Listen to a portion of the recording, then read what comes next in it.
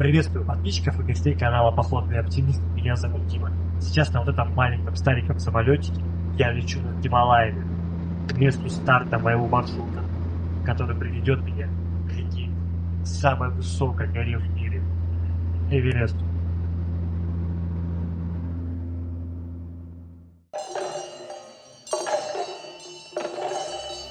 Непал. Буддийские храмы, леса, реки, снежные вершины. Это удивительное место. 10 дней мы будем идти пешком до базового лагеря Эверест. Впереди нас ждут огромные подвесные мосты, лохматые яки, поселения, находящиеся на невероятной высоте, местная кухня, ну и, конечно, приключения. Я приглашаю вас пройти со мной по самому невероятному маршруту.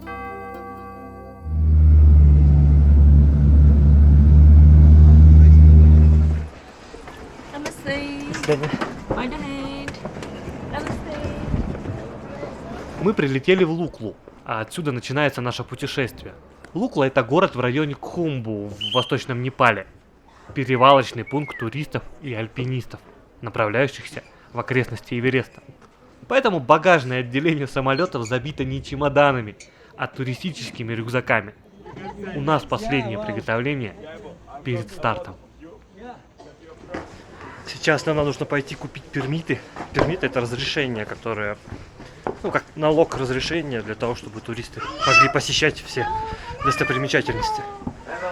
Вот нас там сейчас сфотографируют, мы заплатим и вернемся за рюкзаками. Я, кстати, хочу себе купить рюкзак. Вот здесь очень много туристического снаряжения продается, и на удивление оно дешевле, чем в городах, в магазинах. Надо рюкзак литров на 50, потому что тот рюкзак, который у меня есть, он чуть-чуть маловат. Когда туда убираешь камеру, штатив, солнечную панель, пауэрбанк, термос, куртку, он получается битком. То есть помещается все, конечно, но битком это не очень удобно идти, когда рюкзак битком.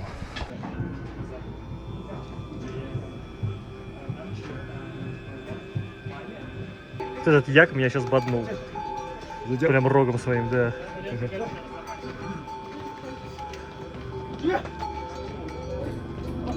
О, легается як. Тот, который меня боднул, он тот серый.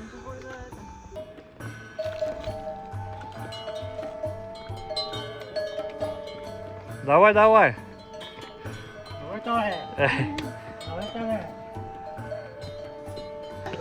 В гору на яках поднимают груз. Вот, но яки, как оказалось, очень злые и опасные. Один сейчас меня легнул. Боднул, точнее, 2 раза, поцарапал руку. И он, я видел, как ногой еще на нашего друга покушался. На пути будут десятки маленьких поселений, которые нуждаются в еде, газе и прочих вещах. Единственный способ доставки — это яки, мулы, ну и на своих двоих. Можно, конечно, еще доставлять на вертолете, но далеко не везде есть посадочные площадки. Плюс это очень дорого.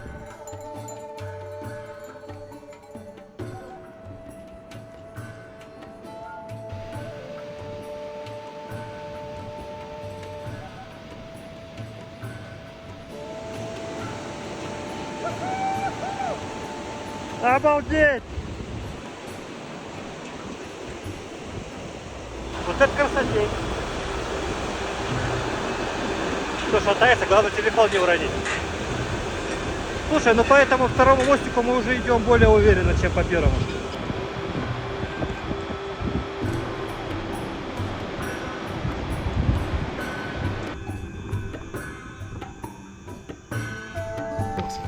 Ребята, здесь у нас, получается, это наш весь трекинг. Вот. Национальный парк, где мы находимся, это называется Сагармахта. Вот National парк. Здесь протяженность маршрута до бейскэмпа более 42 километров. Как марафон почти похоже. Но это коэффициент совсем другой. Помните, я говорил 2,5? Почти 3. То есть то, что вы проходите в городе, например, 10 километров, умножаете на 3 условно. Именно.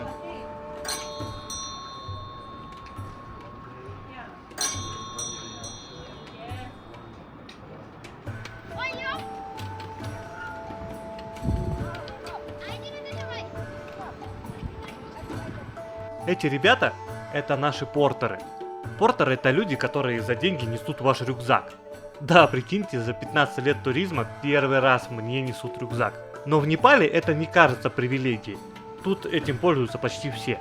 Плюс это отличная возможность местным жителям подзаработать.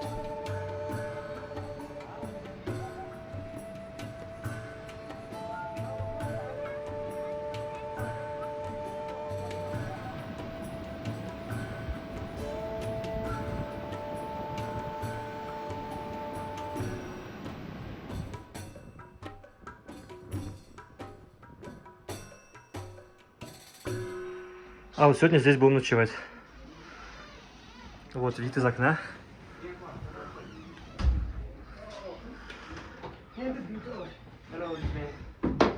Да. И рюкзаки. Все, thank you. Туалет и душ есть. Ну что, вот наш номер сегодня.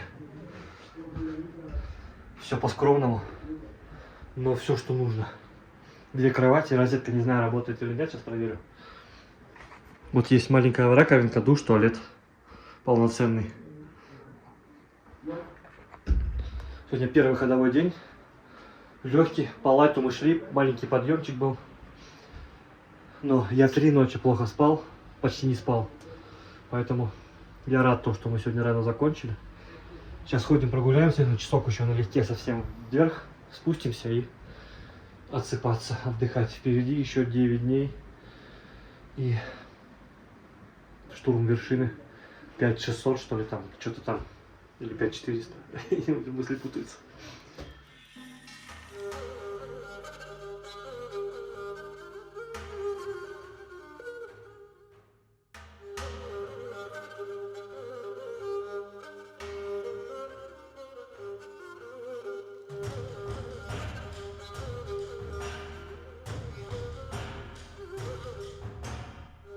Мы пришли на место ночевки, но отдыхать еще рано.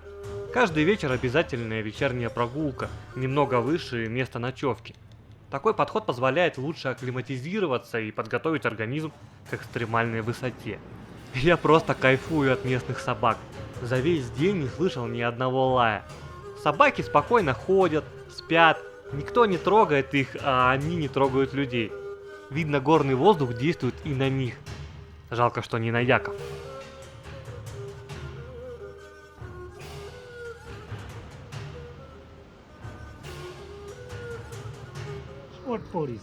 Сейчас перед сном мы сразу заказываем себе завтрак. И с утра, когда мы встанем, все уже будет готово.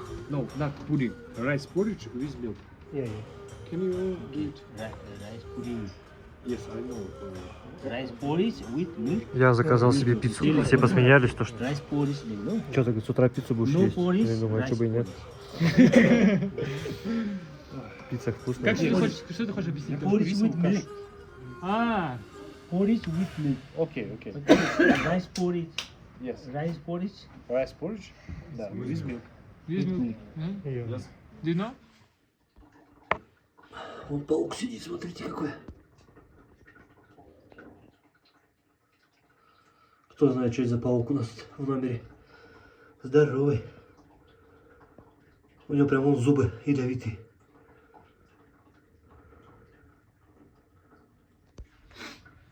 Вот так у нас будет сегодня гость с нами.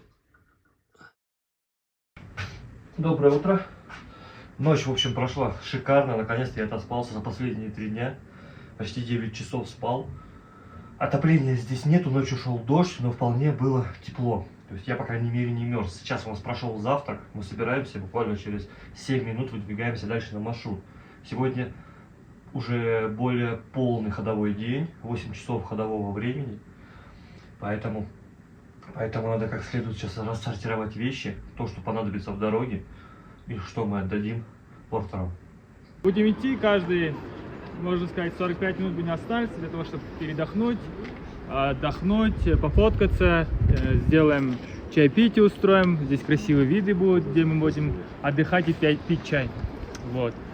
Ориентировочно 12:00 мы сделаем с вами обеденный перерыв, покушаем на час, наберемся силами. И сегодня у нас на маршруте ждет мост Хиллари И также ночевка в Намче-базаре на высоте 3600 метров. Ориентировочно придем в лагерь в 16:30. Вот так. Вот.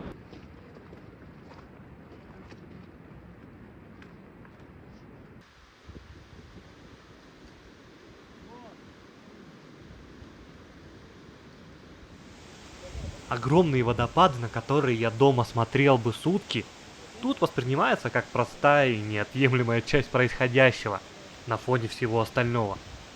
Но это только начало пути. Чем дальше, тем круче.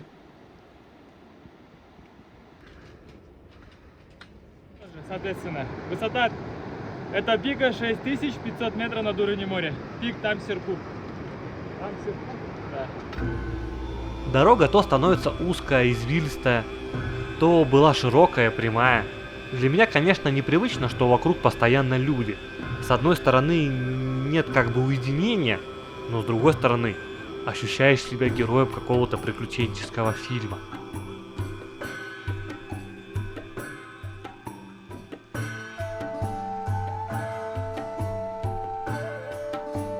А вот здесь можно видеть разделение по слоям высоты. Зелень идет выше на километр. Уже скалы безжизненные, а еще выше скалы снегу и ледники.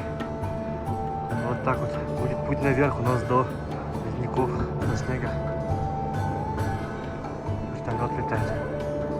Он аж два. Вертолет здесь практически единственный, да не практически, а единственный транспорт. Это вертолет. Они как такси здесь летают.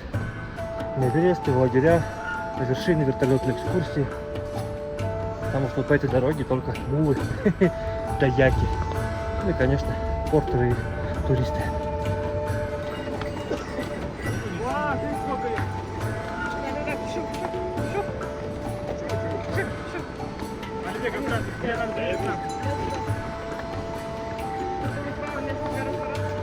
Ближе ко мне, может.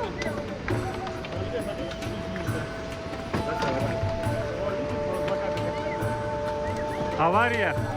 Главное, чтобы смотрите, что сверху не покатился. Проходим вниз, вниз. Чуть ниже.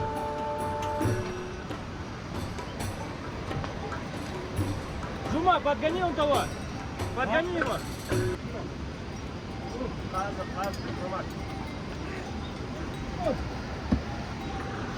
Вот так на узкой тропе, представляете, еще идут Аккуратно, ослики.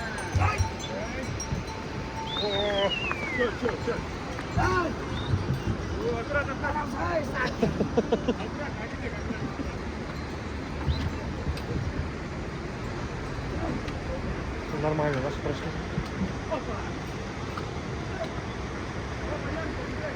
Прикольно.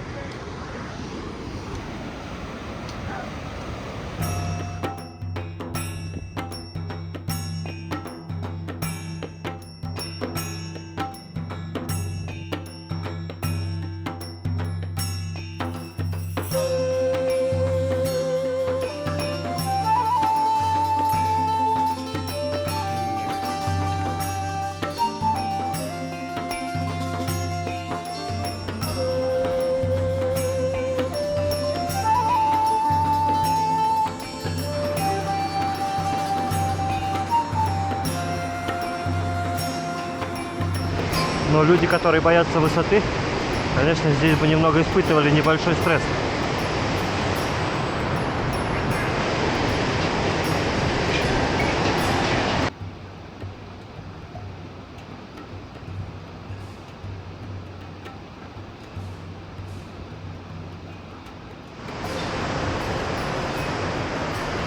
Класс.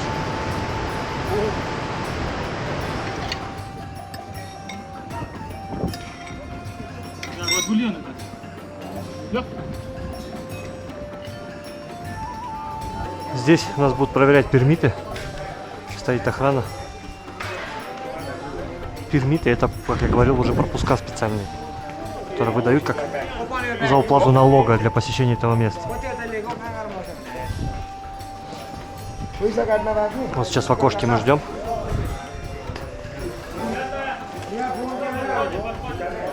Сейчас будут проверять у нас эти пропуска. Алибек!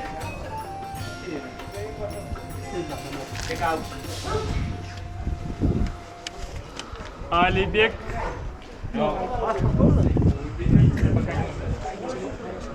Только второй день, а я уже сбился со счета по количеству навесных мостов. А впереди еще легендарный мост Хиллари. А вот уже и видно этот легендарный мост. Он значительно длиннее и выше всех других мостов. Его длина около 90 метров, а висит он на высоте около 100 метров.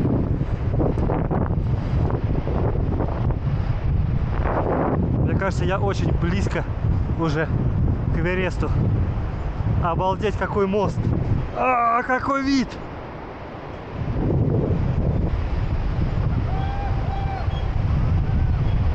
А вон и горы. Мост был построен фондом Эдмунда Хиллари, первовосходитель на Эверест. На счету Эдмунда бесплатные школы, больницы и другие благотворительные проекты, призванные помогать жителям труднодоступных горных районов Непала.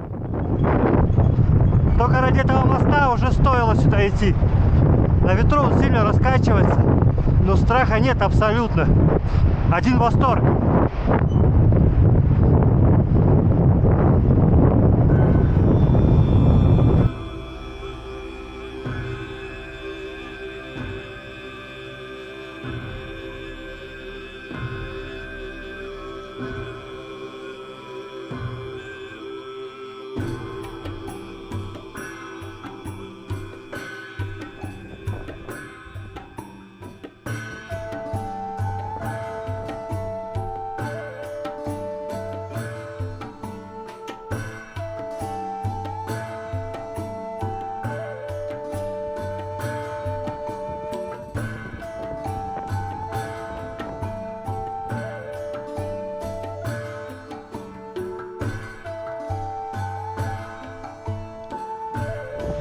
Вот столица Шерпов.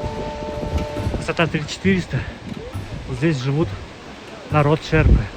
Шерпы — это не те, которые поднимают грузы. Те, кто поднимает, называются портеры. То есть это особая уже специальность, можно сказать так. Вот прачечная на входе.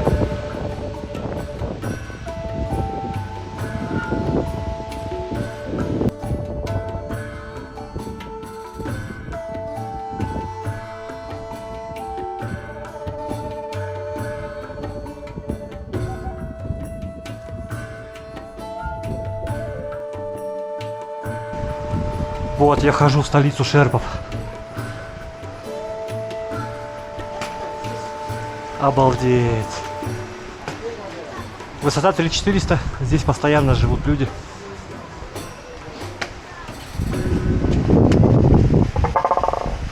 Очень впечатляюще.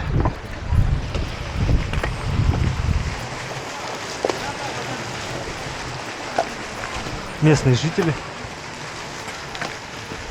Водопад. Тут же ходят портеры. Портеры — это... То есть здесь живут шерпы. Шерпы — это не те, которые носят грузы на Эверест. Шерпы — это народность. А вот портеры — это те, кто из шерпов работают именно этими носильщиками. Обалдеть, вы представьте, какой вид из окна открывается у людей каждый день. Эти 6-7 тысячники. А вот это вот специальный текст с молитвой. Каждый раз, когда кто-то идет, он крутит их, и как бы молитва читается таким образом. Лайфхак, чтобы сэкономить время.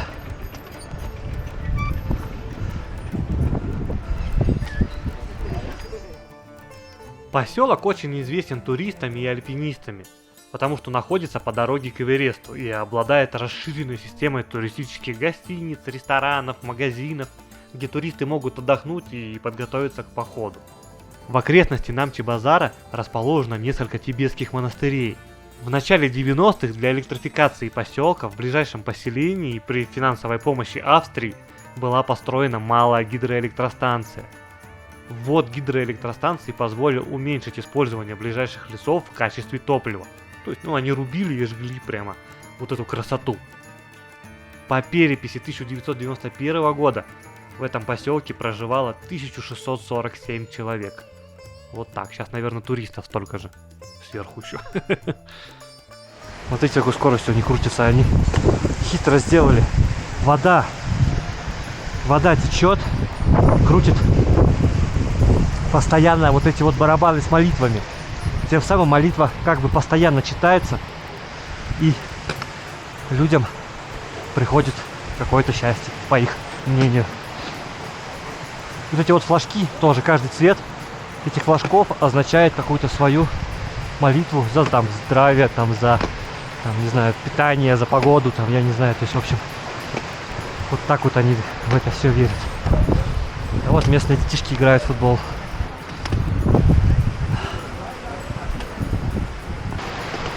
К туристам здесь великолепное отношение, потому что люди привыкли постоянно, через них ходят люди, ночуют у них, покупают вещи. В общем, я думаю, что туризм здесь является достаточно важной экономической составляющей. И мы поднимемся повыше. Тут, кстати, я хочу приобрести себе шапку. Баф.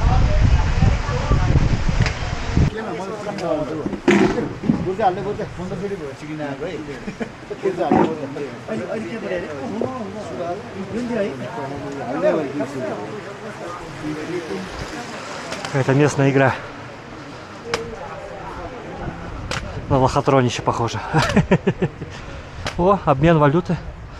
О, а здесь курс еще лучше, чем в аэропорту, представляете? Доллар стоит 131.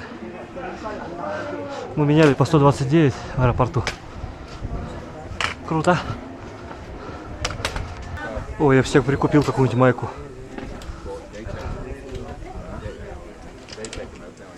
Классные майки. Надо не отставать от группы, а то потеряюсь. Вот это видок из окна.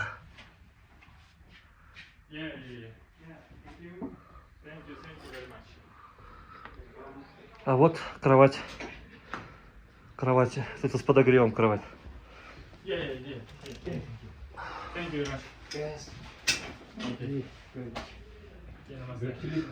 Посмотрим еще душевую.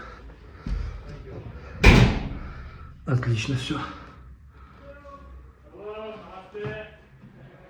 Может, даже и горячая вода есть.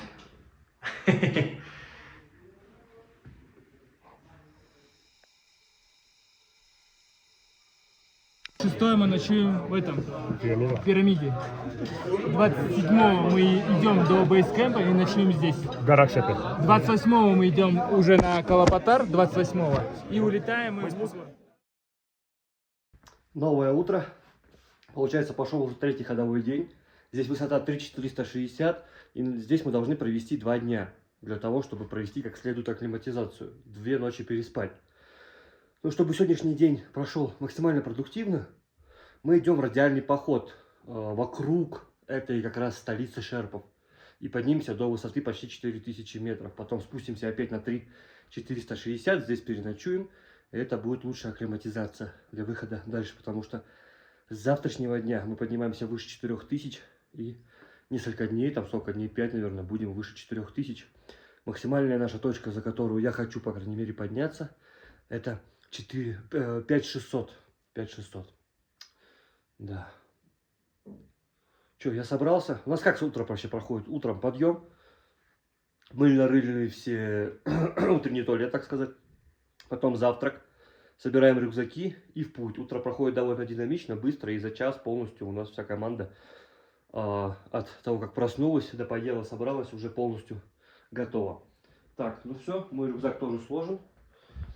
Он, собственно, очень легкий. Единственное, что я с собой таскаю тяжелую камеру, вот объектив очень тяжелый, штатив металлический, вот, ну, полуметаллический. Вот, и пауэрбанк для всего этого. Все остальное, и, ну, воду. Остальное это дождевик.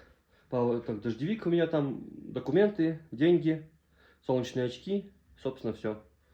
Вот, ну, на плечах практически не ощущается. То есть удобно. В этот раз я еще с собой взял шапку, потому что на 4000 может быть прохладно.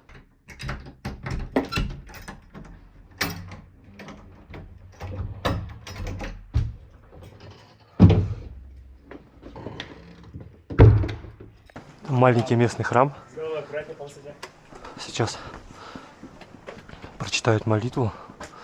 Обряд такой, традиция, которая нужна, чтобы горы нас пустили. Местный народ во все это верит, считает, что это необходимо, а нам очень интересно в этом поучаствовать. Видите, написано же? Обязательно делать donation.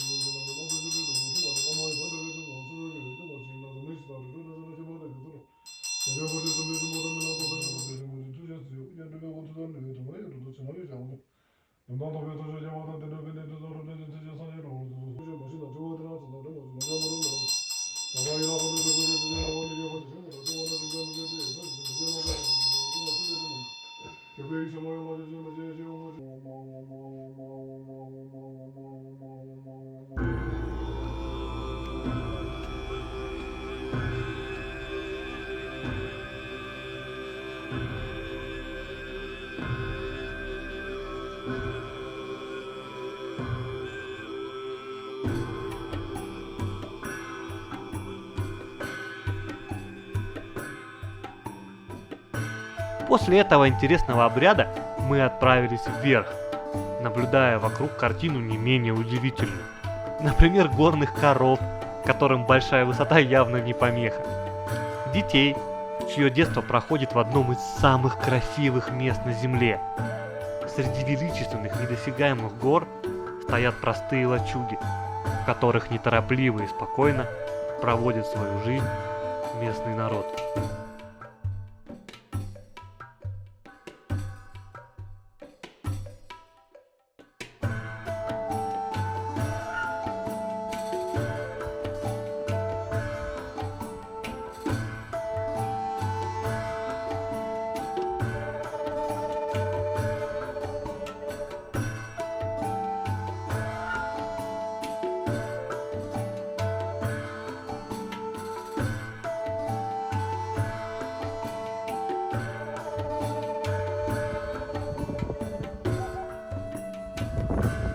И вот наконец-то мы вышли на площадку, откуда открывается отличный вид на самую высокую в мире гору – Эверест.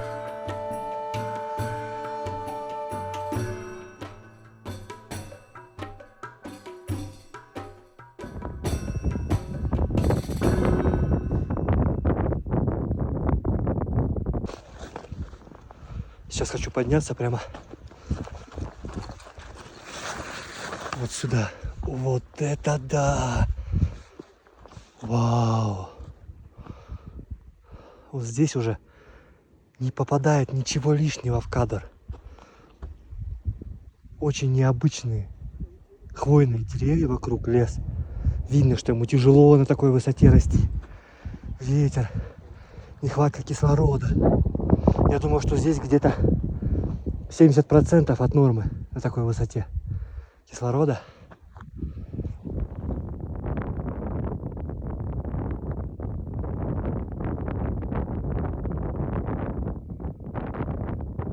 Сейчас у нас будет обед на высоте 3880. Не торопясь, ребята пошли на йогу. Я на йогу не хочу. Гуляю. Жду, пока приготовится куриный суп. И, конечно, любуюсь этими великолепными пиками. Где-то 1,5 часа мы здесь будем находиться, а потом спускаемся вниз опять в столицу шерпов на базарную тут.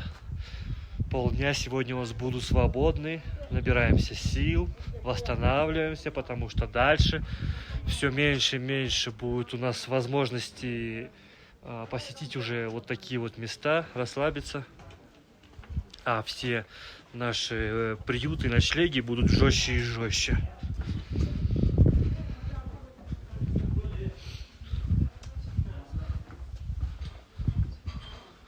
Несмотря на то, что до этого я испытывал негативный опыт нахождения на высоте. Видели, наверное, мое видео про попытку штурма Эльбруса. Сейчас на высоте почти 4000 метров я чувствую себя отлично просто. Нет никаких симптомов, просто чуть легкая эйфория. И голод. Кушать хочется. Если для вас, например, темп ведущего человека это слишком быстро, то, соответственно, вы можете замедляться, потому что у нас есть замыкающий гид, а замыкающий гид у нас Алибек, вот он. Вот. Я буду впереди идти, я буду идти по тому темпу, чтобы мы пришли в лагерь в 16:30. Вот. То есть это достаточно спокойно, медленно. Каждые 30 минут мы будем делать короткие привалы, и каждый час мы будем останавливаться для того, чтобы попить чай, перекусить, вот, набраться сил. Ну, всем желаю легких ног, хорошего отдыха, чтобы вы получили то, что вы ищете. Спасибо. Проведя 2 дня в этом уникальном городе, мы отправились дальше. Все больше и больше наш поход ассоциируется у меня с паломничеством. Мы, как и другие тысячи людей со всего мира, совершаем этот многодневный переход к нашей туристической святыне, чтобы просто прикоснуться к ней.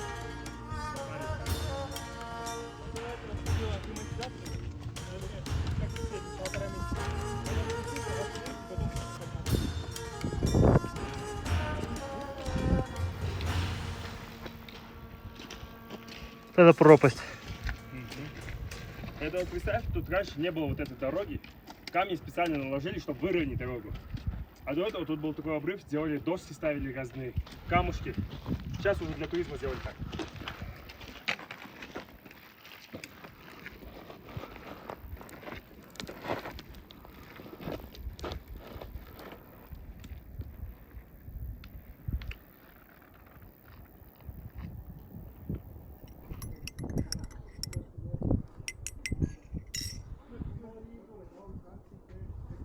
Четвертый ходовой день. Сегодня самый длинный путь из прошедших дней. Вот. Кажется, смешно звучит, да, 10 километров, но по горной тропе с постоянным набором это совсем немало.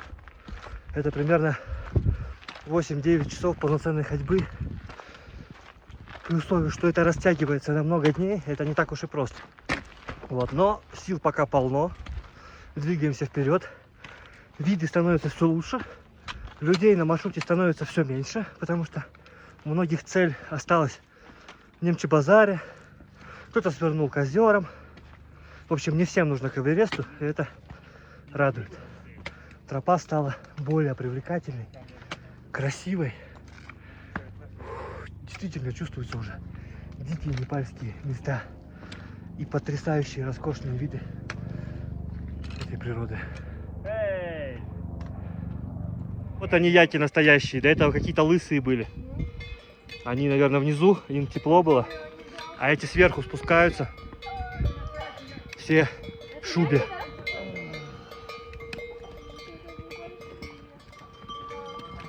Вот это да.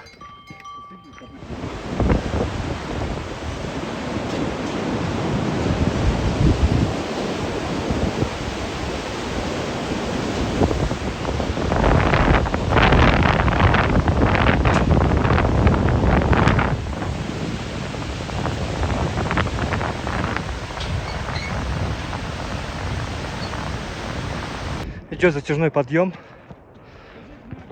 Несколько километров уже. Довольно такой острый вверх дороги. Но виды при этом постоянно добавляют энергии, сил. Я даже не знаю, как все это дело снять. Чтобы все это снять в красивом кадре, нужно постоянно останавливаться, доставать хорошую камеру, ставить ее на штатив. Это займет очень много времени, и никто меня ждать не будет. Но хотя бы на телефон чуть-чуть запечатлить вот эту вот красоту я просто обязан. Просто невероятные виды. Только посмотрите, какие открываются виды на поворотах этой тропы.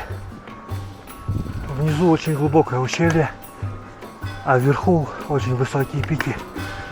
Еще остатки леса. Подниматься в гору, говорить и дышать тяжело, поэтому я испытываю небольшую отдышку. Но это ничего. В целом самочувствие отличное. Мы каждый день замеряем сатурацию. Это уровень кислорода в крови, чтобы он не падал ниже нормы. Лучше, конечно, идти молча, но хочется дать живые комментарии и эмоции, чтобы они запомнились навсегда мне и передали вам то, что сейчас происходит в моей голове. Вау, высота почти 3900, а вокруг вот такой лесистый склон с невероятными хвойными растениями. Я даже не всем деревьям название это знаю, да многим даже не знаю, но запах стоит чудовищно классный. За счет того, что здесь другой климатический пояс, где-нибудь на Эльбрусе, на этой высоте уже полностью камни и нету никакой жизни. В лучшем случае маленький кустик лишайника или травы.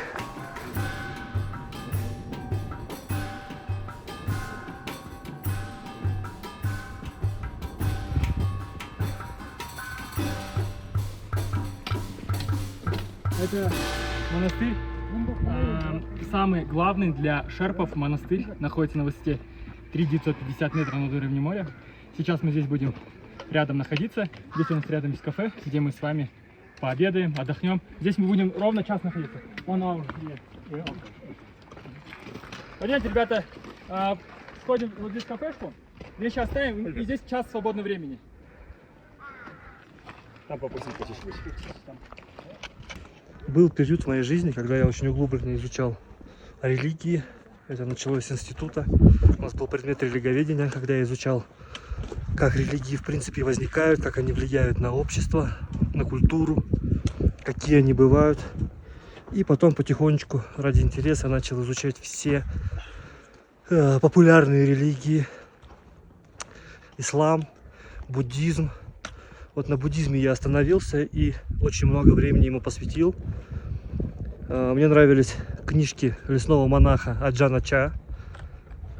Вот. Из них я понял, что все-таки буддизм, как он говорит, это не религия, а философия, отношение к жизни особое. И в его книжках как раз было написано, как к этому особому отношению можно прийти, какими методами. Вот. И мне она показалась более интересная за счет отсутствия мистики и более научного подхода. Хотя со временем многие вещи и там для меня стали вызывать сомнения. Но сейчас я бы с удовольствием эти книги перечитал, уже с новым пониманием, с новым взглядом, так сказать. Это было потому что лет 7 назад. Сейчас я думаю, что что-то бы я тоже полезное из них нашел. А может быть и нет. В любом случае сейчас находиться здесь для меня очень значимо.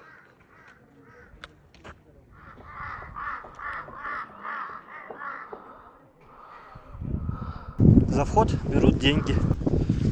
Вот вам и храм. Можете как угодно к этому относиться, я к этому отношусь очень плохо.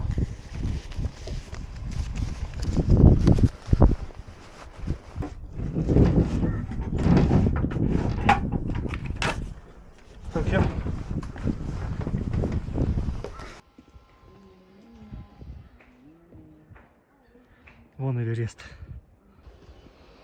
Куда подниматься, я не знаю. Ну вот вроде наверх идет какая-то лестница. Куда мне можно пройти? Посмотреть можно где пройти? Да. Здесь можно? Вот так вот, да? По кругу? Все очень красиво в цветах. Тихо, спокойно. Какой-то необычный танец они разучивают там.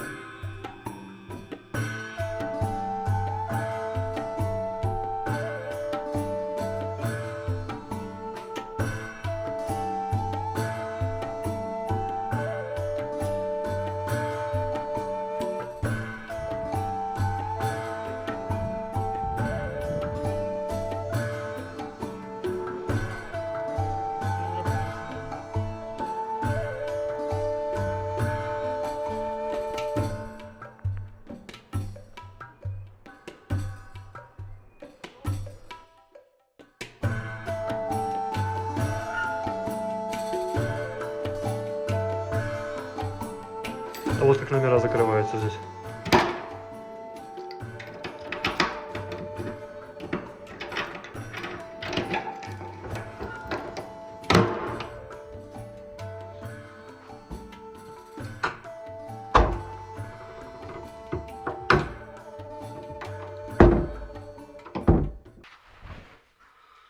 Пользуясь моментом, сейчас хочу немножко рассказать про апартаменты, в которых мы ночуем. В общем, это будет 4-я ночь. Я боюсь, что я собьюсь со счета. Вроде бы 4-я ночь. После 4-го ходового дня. В общем, температура вот в самих комнатах примерно около плюс 10, плюс 9 градусов. Здесь это лучшие апартаменты в этом месте. То есть гиды наши о нас позаботились и взяли лучшие номера, которые есть вот в этом отеле. Вот они как выглядят. Это действительно круто, потому что здесь есть розетка и здесь есть кровать с подогревом. Она втыкается в розетку, в кровать там или матрас у нее вставлен специально. И можно регулировать температуру. То есть, если поставить совсем горячая, будет как банька. Если поставить тепленькую, то она будет постепенно чуть-чуть греть вот в районе попы, ног. Вот, и под одеялом будет спать очень комфортно, потому что отопления здесь нет. А температура на улице опускается до 0 градусов. В целом, пока что путешествием я очень доволен. Я чувствую себя просто великолепно, несмотря на то, что высота практически 4000 сейчас. Вот, имея до этого негативный опыт, я боялся, что буду чувствовать себя плохо, не смогу идти. Просто вот этот негативный опыт первого Эльбруса у меня остался, что я даже до сих пор помню свои ощущения на тот момент. Как будто вас на карусели крутили 1000 раз. Вот так я себя чувствовал. Вот ладно, пойду я в столовую, там печка топится, там потеплее, там можно без шапки сидеть, пообщаюсь с ребятами. И, ну, конечно, буду ужинать. Завтра нам предстоит подняться на высоту уже 4500, 4600. Даже это будет уже практически предел моего рекорда. Потому что мой рекорд где-то около 5000, я точно не знаю, потому что у меня тоже было плохое самочувствие, но где-то около, может 44 900, может где-то, может 5, как-то так. О, ну, по крайней мере, с каждым днем я все больше и больше надеюсь, что у меня получится дойти до базового лагеря. Да, это не так уж прям, не такая легкая прогулка, как казалось бы, читая там какие-то, может быть, буклеты об этом. Вот, это действительно интересное путешествие. И, как говорит наш гид, это последняя ночь в комфорте сегодня. Потому что все остальные лоджии будут холодные. Там будут просто стоять, наверное, какие-то койки. Ну, в общем, посмотрим, не будем забегать вперед. Так, все, оставил на зарядке. Телефон, камера, пауэрбанк. Этот белый у меня заряжен на 30 тысяч. Вот, дальше может зарезеток не быть. Я буду пользоваться солнечной панелькой, если нужно будет. Хотя пока мне электричества хватает просто вот так вот. Все, надо кровать включить и идти. Проснулся, пар изо рта идет. Не знаю, видно вам или нет. Короче, пытался часами померить температуру. Они меряют контакт, когда какой-то предмет касается, например, там тело человека. Я положил их на стол и померил, было 8 градусов, когда мы проснулись. Сейчас, думаю, так же примерно. Свет отключили, света нет, свет причем отключили еще ночью, поэтому матрасы в кроватях тоже перестали работать, но одеяло теплое, и поэтому вполне спалось комфортно, если хорошо закутаться. Сейчас позавтракали, отправляемся вперед. Сегодня у нас максимальная точка, которую мы хотим подняться, это 4600. Мы на 4600 поднимемся, потом на 4400 спустимся для ночевки. Ну и все, я оделся, собрался, рюкзак готов, а большой рюкзак уже забрали портеры. В путь. Походу на улице был 0. Вот, но на небе не облачко. Вот шерпы готовятся, портеры точнее, в свой путь. А вот сзади вот это вот, смотрите сейчас. Вот это вот Эверест. Не могу пальцем прицелиться. Вот это Эверест. А справа Аманда-Блан. Мать Гималайских гор. Это вот большая. Вчера ее не видно было.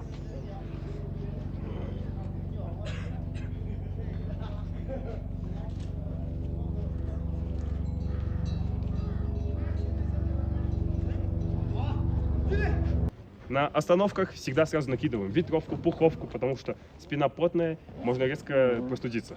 Поэтому на остановках сразу накидываемся, держим тепло.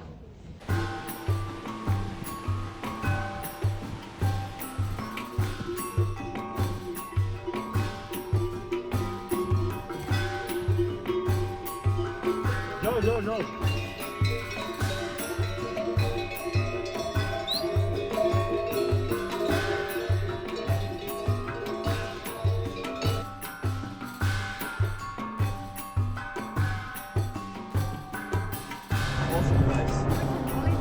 Сегодня День Республики. Ребята достали флаг. Буду записывать сейчас поздравительное видео. Congratulations to Kazakhstan. Thank you so much, guys. No problem. You are the best. Where are you from? England. England. Yeah. Very beautiful group photo. It is very beautiful, but it's all rubbish bags. Смотрите, чайник кипит на солнечной энергии. Весь свет фокусируется на одной чайник, и он кипит. Обалдеть. Як, давай, иди мимо. Давай, братюня. Тебе за остальными. Вот так-то. Давайте, ребятки, тяжело, я знаю, но надо. План надо выполнять, газ надо вести. Вы сами понимаете, кто яком родился, тому яком и быть. Давай, братюня. Вот я и топаю на Эверест. По Непалу. Красота, высота больше 4000 метров. Солнце яркое, я намазался кремом. В очках, но при этом холодно. Я в шапке, в теплом свитере. О, какая красота вокруг. Какие эмоции. Вон там впереди нас ждет базовый лагерь Эвереста. И если все будет удачно и хорошая погода, если у всех будет все нормально со здоровьем, то еще одна вершина.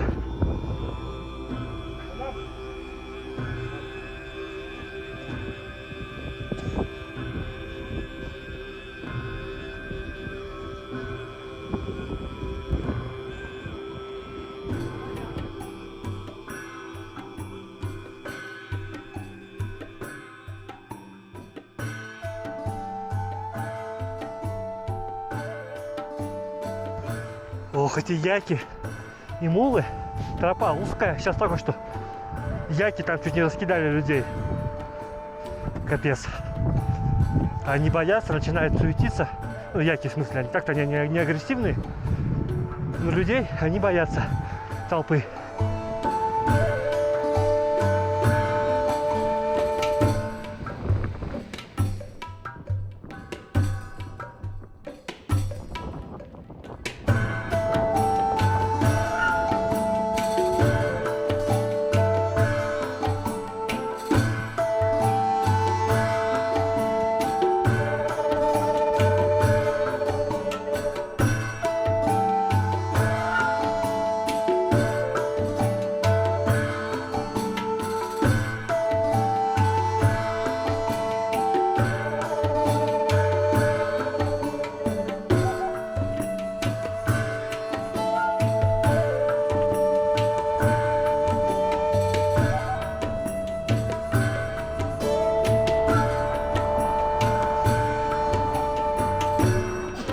Пришли на 5-ю ночевку. Налили чай. Смотрите, ложка, вилка и одновременно еще и трубочка. Можно прямо из нее попить.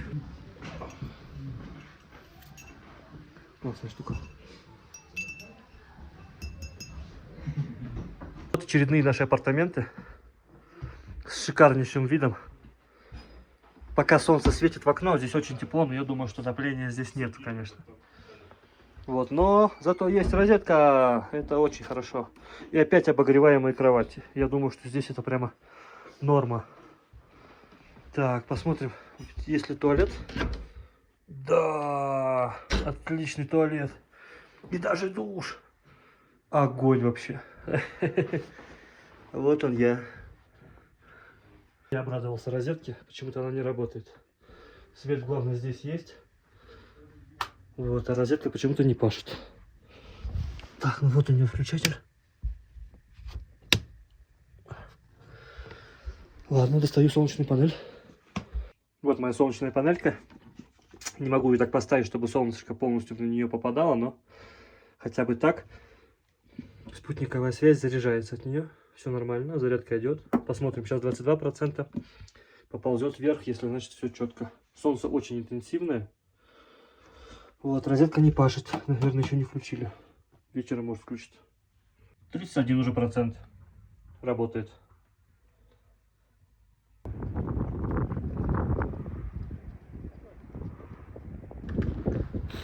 Сейчас идет акклимационный выход на 4600.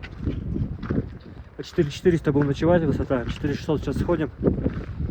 И спустимся обратно, поужинаем и спать. Завтрашний день уже будет перевален за 5000, за 5000 метров. Это будет уже все, моя граница.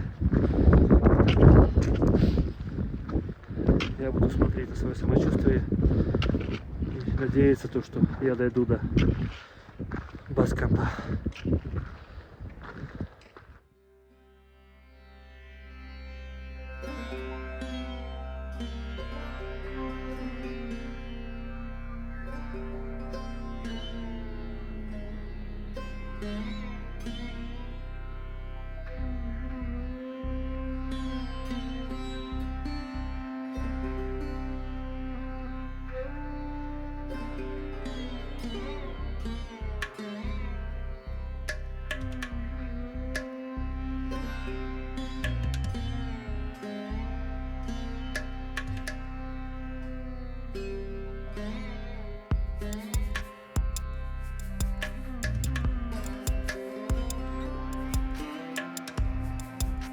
Опять небольшой акклимационный выход на пару сотен метров вверх. Эйфория от невероятных видов и очередной ужин в столовой местного приюта. Заметьте, какая разница там была, какой был шум, галдеж и пьянка. И какая тишина сейчас здесь на большой высоте. Все спокойные. Все спокойно сидят, потихонечку разговаривают. А может быть, просто здесь интернет хорошо работает? И все чатятся. Новый день, новый путь, новые виды. Осталось всего несколько дней до заветной цели. Сейчас я вижу, как какие-то люди собирают какие-то растения. Очень интересно, зачем.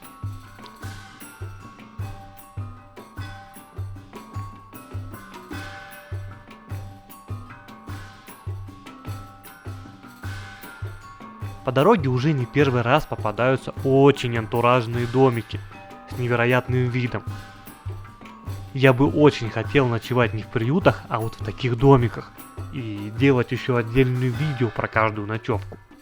Но, к сожалению, они все закрыты.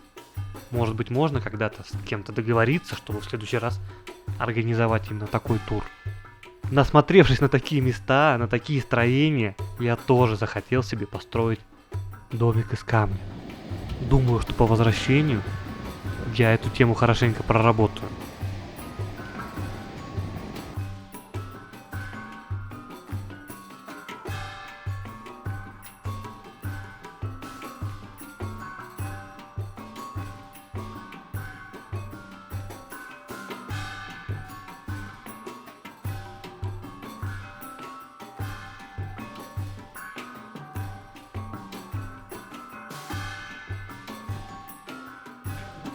А нара поднимается. Всей группой поднимаем ей моральный дух. Сейчас посмотрю.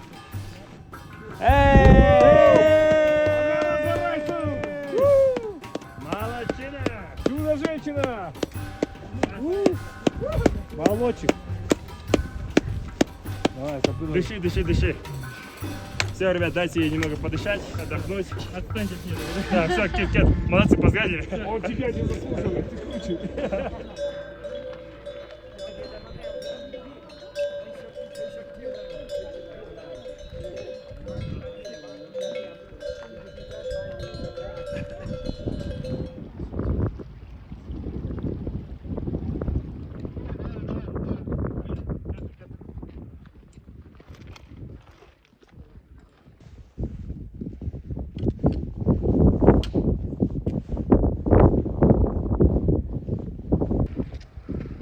Вот эти вертолеты, все, которые туда-сюда летают, вот вам результат.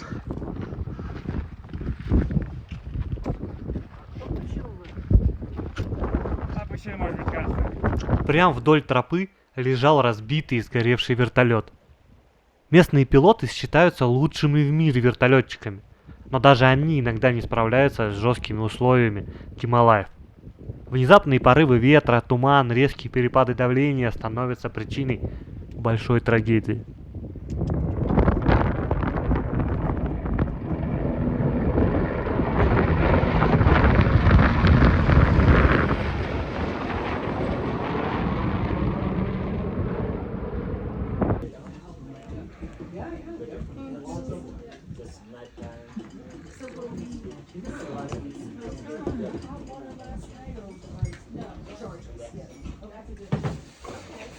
Пик — это самый офигенный продукт в горах.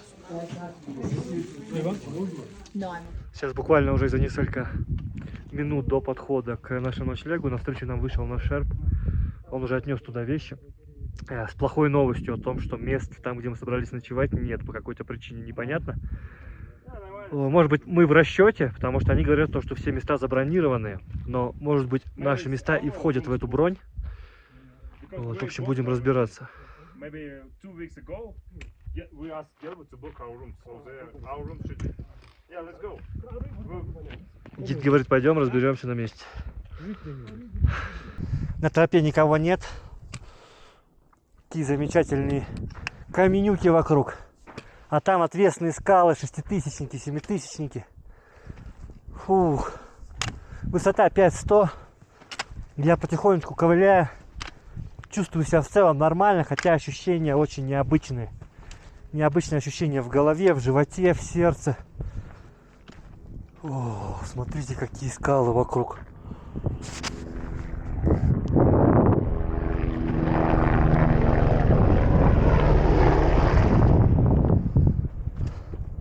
Часть группы сзади идет с гидом замыкающим. Часть группы идет спереди с проводником непальским и тоже гидом. А я в серединке иду, спокойно снимаю видосики для вас. Вот.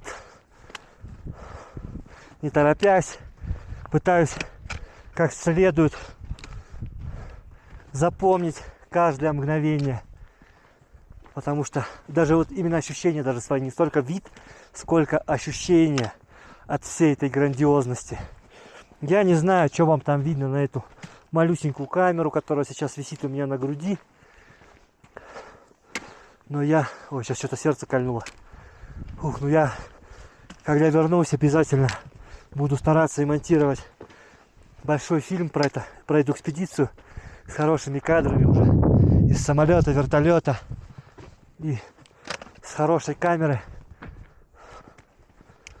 Вот, у меня отдышка, она и так у меня отдышка на обычной высоте, потому что мне надо перегородку в носу убирать, чтобы я мог дышать по-человечески.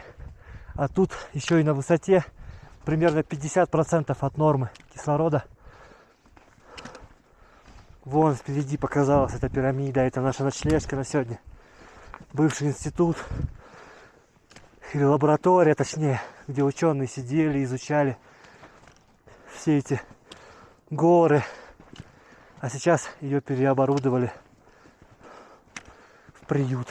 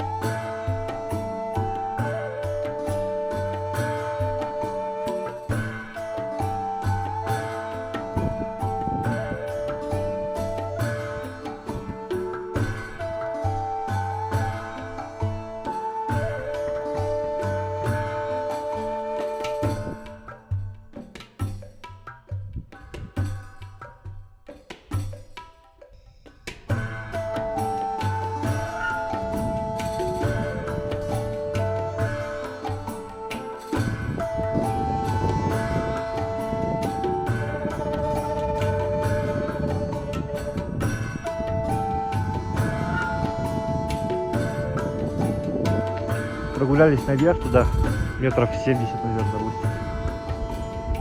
Маленький такой разгончик был акклиматационный. Сейчас решили на улице попить чайку, не заходя внутрь вместе с лошадкой. Вон лошадка. Круто, здесь тихо, спокойно. Там два прикольных домика из камня. Сразу мне теперь хочется каменный дом построить. Ты насмотрелся здесь на эти домики? Лошадку не пускают внутрь. Она так хочет со всеми там посидеть в кафе.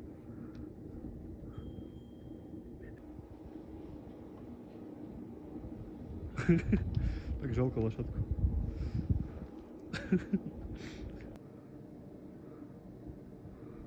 Лошадка. Вот у нас 3 кровати здесь. 9 квадратных метров. Да, есть, да? Что у тебя записалась, да, как я кричал? Да. Покажи. Жестко еще. Вот здесь я спать буду.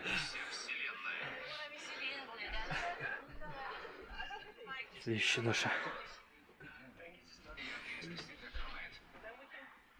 Здесь какая-то батарея, но она не работает.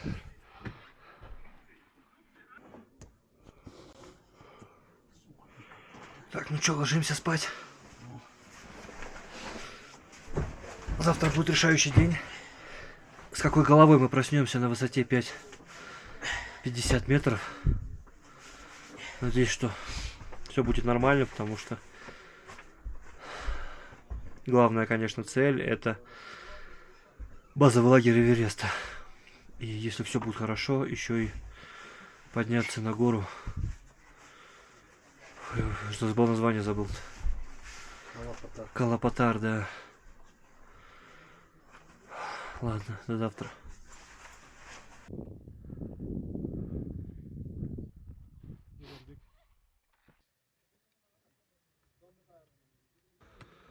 Восьмой день, получается, или 7. Тяжело. Наступило утро. В общем, у нас потери в нашем коллективе. Анаре стало очень плохо. Вчера ей было плохо уже после обеда. Ночью стало еще хуже. И, в общем, сейчас ее будут эвакуировать на вертолете в госпиталь. Ничего серьезного, но сейчас только она спустится вниз, в общем, где будет кислород, где не будет такого низкого давления, с ней будет все в порядке. То есть это горняшка. А Алибек, гид, остается с ней, будет ее сейчас отправлять прямо сюда. Прилетит вертолет за ней. В нашу программу входит эвакуация, это страховка на каждого члена экипажа. Группы входит страховка, такая на случай трагический.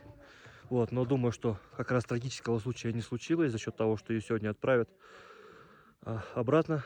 Все как раз таки обойдется. Если бы она пошла дальше, то могло бы уже случиться и непоправимо. Мог случиться уже и отек легких, и отек мозга.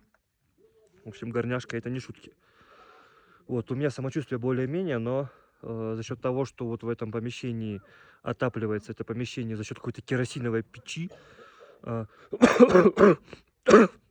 запах керосина ужасный. Вот, это же сейчас вот мы выходим через 20 минут, а я уже вышел подальше оттуда, чтобы не чувствовать этого запаха противного. Потому что и так здесь не хватает кислорода, спали плохо. Так еще и запах этот вонища этого, как он, керосина. В общем, ночью мы поспали часа по 3, по 4, не знаю. Вот я в 2 часа ночи проснулся, не мог уснуть до 5. Потом с 5 до 6 еще поспал часок. Вот, пацаны со мной так же примерно. Фух, сейчас уже жду, не дождусь, когда мы выйдем наверх. Сегодня мы уже будем в базовом лагере Эвереста. Я очень на это надеюсь. Вот, это будет как бы главный заключительный день нашей экспедиции. И если все пройдет круто, и останутся силы, и не подведет здоровье, то завтра мы еще поднимемся на Калапатар. А это 5645 метров. То есть на 3 метра выше, чем Эльбрус. Ну, посмотрим. Очень бы хотелось, конечно, подняться. 5050 метров над уровнем моря. Сейчас мы стартуем уже на бейскэмп. У нас сегодня день X, как говорится. Вот, протяженность маршрута занимает 9 километров. Условно где-то 5 часов максимум закладываем на бейскэмп. Вот. Через 2 часа мы сделаем привал. У нас будет остановка Гаракшерп, где сегодня же мы и заночуем. Вот. Идем очень плавно, спокойно. Не спеша, погода шикарная. Смотрите, ни одного облака. Ну все, желаю всем хорошего отдыха.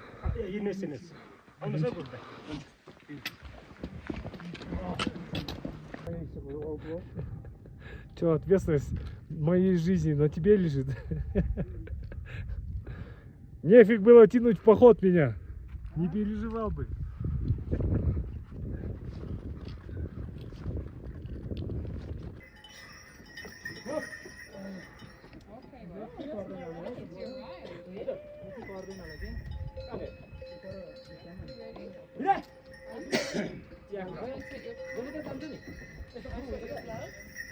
На такой узкой тропе внизу ущелья. Вон там уже Эверест. Опять яки, пруд, снаряжение, видимо, альпинистов с базового лагеря.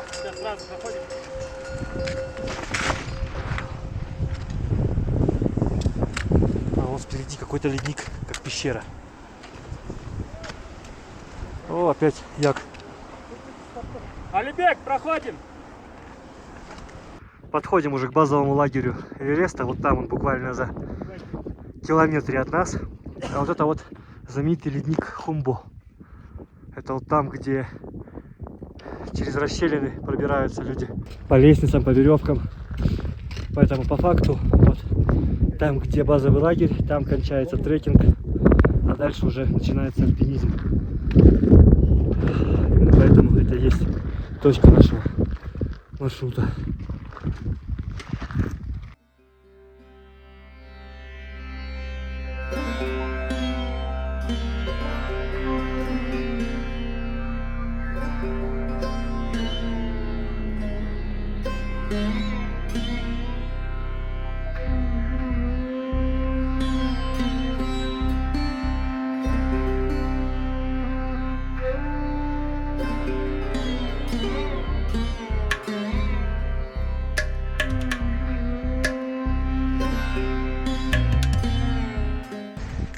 Я сумел прикоснуться к этой истории хоть и снизу, хоть и высота всего 5350 от 8800, но для моей маленькой жизни и судьбы это огромный шаг. Сейчас записываю вам живой закадровый голос, пробираясь по курумнику к этому камушку как раз. Я думаю, что все-таки живые мои мысли, эмоции будут хоть и в плохом качестве, но лучше, чем написанный, продуманный заранее текст. О, красота! Ну что, вот мы наконец-то добрались до Эверест Баскэмп. 7 дней пути шестером. Фух, впечатления непередавающие. Хочется на самом деле здесь провести больше времени, чем мы будем. Но завтра есть желание еще войти на Калапатар. Если, конечно, мы переживем эту ночь. Алибек, иди сюда. Спасибо тебе большое, что довез нас живыми. Пойдемте, ребята, пойдемте. Пойдемте. Высота 5364 метра. Базовый лагерь. Вот у меня проснулся аппетит. До этого шел, хотелось просто умереть по дороге. Сейчас нет, все. Хочется уже поесть. Надо было взять термос с чаем. Сейчас перекусим. Давай, у меня там печеньки еще есть. Джиги, пойдемте вот нам перекусим.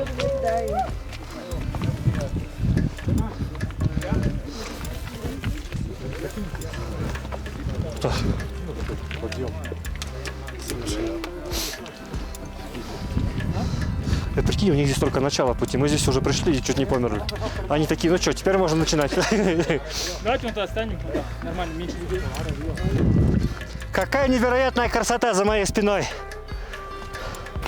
Раньше я мог это увидеть только по телевизору, в передачах по Discovery, когда смотрел про восхождение на Эверест. А теперь и сам прикоснулся к этой легенде, к этой истории. Хоть и снизу, но для меня это на самом деле большой шаг. И я думаю, что такое мероприятие в моей жизни останется памятью просто навсегда. Язык заплетается. Немножко не в обычном формате снято это видео, да, потому что почти нет статичных кадров, где я что-то говорю или делаю. Почти всегда съемка с груди, либо с рук, вот, либо какие-то отдельные кадры. Но того требовал режим, чтобы успеть сюда добраться и успеть вернуться, чтобы пройти правильную акклиматизацию. К тому же я шел с группой, а это нужно тоже со всеми считаться. Но на этом не конец. Сегодня будет еще обратный путь. Уж не знаю, обратно, наверное, снимать будет нечего. Но полет на вертолете завтрашний и возможное восхождение на Калапатар я попробую заснять. Ну и, конечно, виды с этого Калапатара. Если я завтра смогу подняться на Калапатар, это получится для меня будет самая высокая точка в жизни. Потому что это будет даже выше, чем Эльбрус, на который я так и не поднялся пока что еще.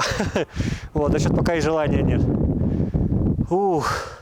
Ладно, пойдем сейчас перекусим немного.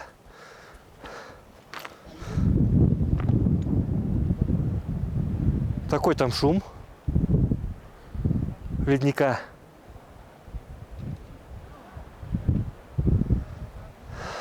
И будем топать обратно. Хочу еще показать, попробовать вам полет на вертолете, который будет завтра. Завтра, да, мы сходим на Калапатар, вернемся. И на вертолете, обратно на вертолете. Я 6 раз летал, 6 раз взлетал, но ни разу не приземлялся. Хотелось бы приземлиться в этот раз. Печенюшечка заслуженная. Благодарю.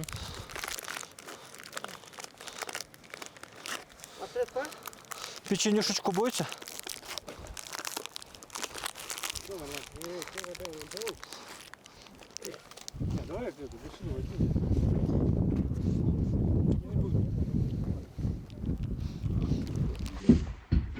Время 4 утра. В общем, мы собираемся на штурм Калапатар. 5645 метров, правильно? Все верно.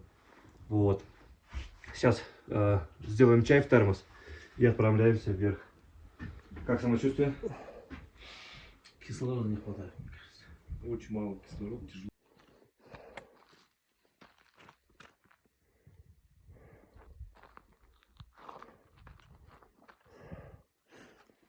Вот. Эверест. Вот это вот. Идет подъем на Калапатар. Если честно, очень тяжело. Очень тяжело дышать. Но до вершины осталось 480 метров протяженности и примерно 150 метров набора высоты. Сейчас высота 5500. Я никогда не был так высоко.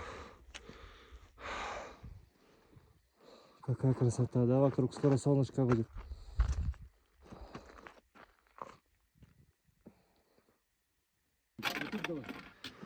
Давай. Вот Эверест. Вот я на Калапатаре. 5645 метров, на 3 метра выше, чем вершина Эльбруса. Эльбрус подняться не смог 2 года назад, зато смог на Калапатар. Вот, глядишь со зрением на Эльбрус теперь. Вот. Разница, конечно, в климатических условиях сильно разная. Потому что, видите, здесь высота выше, чем на Эльбрусе, но нету снега. Вот. Хотя здесь минус. Вот. На той же высоте, вот на противоположных горах уже ледники. Да, они и внизу ледники. All group photo. Take photo. Yeah, sure. Please. This is place good. Yeah. Photo. Рома?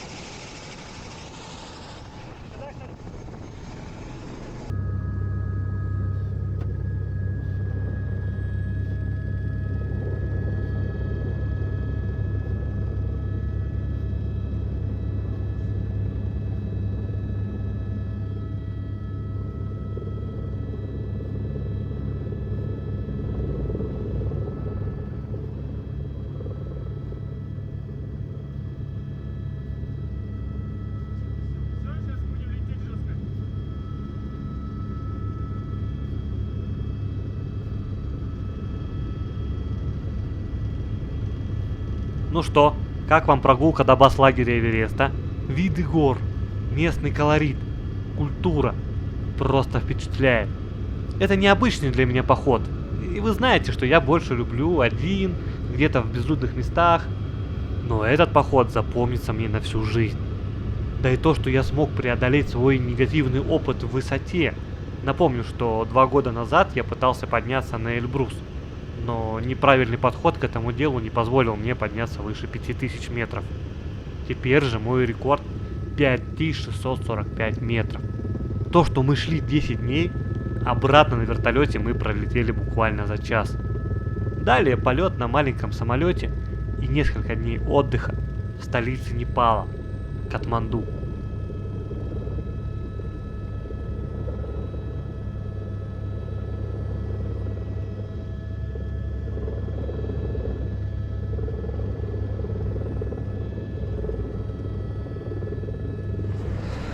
Все. Сейчас отдыхать, а завтра в Катманду.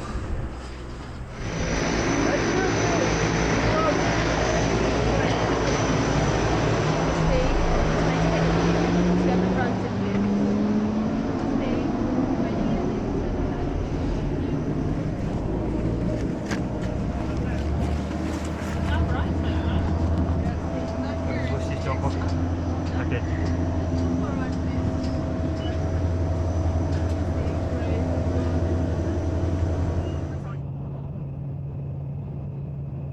В заключение хочу поблагодарить мою команду за отличную компанию.